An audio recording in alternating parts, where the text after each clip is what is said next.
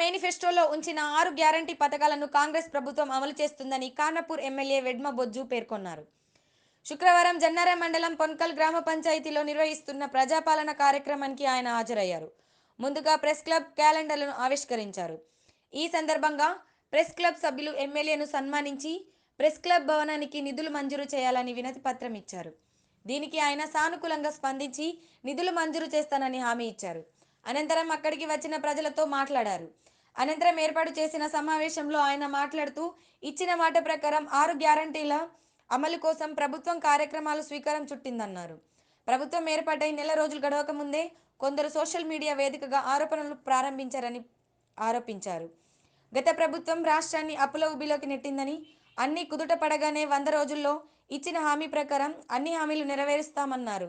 ప్రజలు 6 రోజుల తర్వాత దరఖాస్తులు తీసుకోరాదని బాధపడవద్దని, 6 రోజులైనా అధికారుల వద్దకు నేరుగా వెళ్లి దరఖాస్తులు ఇవ్వవచ్చని సూచించారు.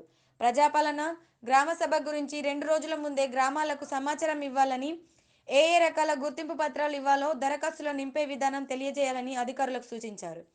ప్రజాపాలన దరఖాస్తుల స్వీకరణ విషయంలో ప్రజలకు ఇబ్బంది కలగకుండా చూడాలని అధికారులకు సూచించారు.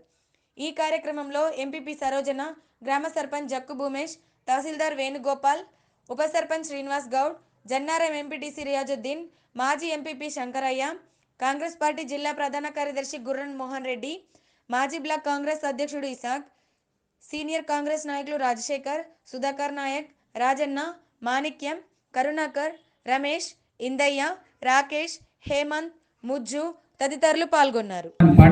అయ్యే అవకాశం ఉంటుంది. కానీ చాలా చోట్ల అనుకుంటారు జనాలు కేవలం అప్లికేషన్ ఇస్తే అయిపోతుంది కదా, మనం వైట్ పేపర్ మీద రాకపోతే అయిపోతుంది కదా చాలా మంది అనుకుంటారు. దాంతోపాటు దానికి సంబంధించిన డాక్యుమెంట్స్ కావాలని ఎవరు కూడా అనుకోవడం లేదు. కాబట్టి ఇక్కడ గ్రామ సభలు వచ్చిన తర్వాత తెలుస్తుంది కంపల్సరీ అన్ని డాక్యుమెంట్స్ కావాలని.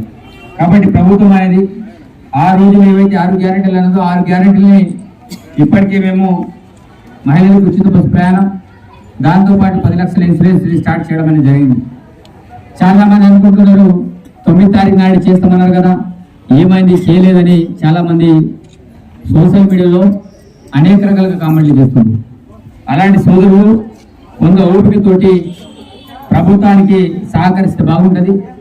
ఎందుకంటే మేము 9వ తారీఖు నాడు అమలు చేస్తామని చెప్పలే. మేము 9వ తారీఖు నాడు 6 గ్యారెంటీల మీద సంతకం పెడతామని చెప్పినాం. మరి 9వ తారీఖు అంటే 2 రోజుల ముందే మేము 7వ తారీఖు నాడే 6 గ్యారెంటీల మీద మా గౌరవ ముఖ్యమంత్రి రేవంత్ రెడ్డి గారు సంతకం చేయడం అనేది జరిగింది. సంతకం చేసి అదే 9వ తారీఖు నాడు మహిళలకు ఉచిత బస్సు ప్రయాణం, అదేవిధంగా ఆరోగ్యశ్రీ కింద 10 లక్షల చొప్పున ఇన్సూరెన్స్ సంబంధించిన స్కీమ్ ని మేము ఆ రోజు ప్రారంభించడం అనేది జరిగింది.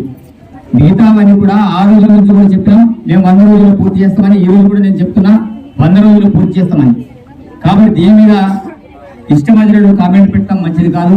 ఎందుకంటే మిగులు పడిన రాష్ట్రం ఈరోజు అప్పులుగా మారింది. కనీసం ఉద్యోగస్తులందరూ కూడా జీతాలు ఇవ్వని పరిస్థితులు ఉన్నాయి. మరి గౌరవ ముఖ్యమంత్రి వారు చాలా రకంగా సుదీర్ఘంగా ఆలోచన చేసి దానికి ఎట్లా ఏం చేద్దామని ముందుకెళ్తున్నారు. మరి చాలా మంది రైతు బంధు మీద చాలా మంది కామెంట్లు పెడుతున్నారు. ఏమైంది రైతు బంధు, ఎందుకు అసలేదు రైతు బంధు, పెద్ద పెద్ద మాటలు మాట్లాడేది మాట్లాడుతున్నారు. దొరల కోసం మీరు రైతు బంధు తీసుకొచ్చారు, కానీ నిజంగా రైతుల కోసం రైతు బంధు తీసుకురావాలి ఆ రోజు. అందుకే ప్రభుత్వం ఆలోచిస్తుంది దొరలకు ఇవ్వాలా లేదనేది. 1000 కొద్ది ఎకరాల భూముడికి రైతు బంధు ఇవ్వాల్సిన అవసరం ఏముండే.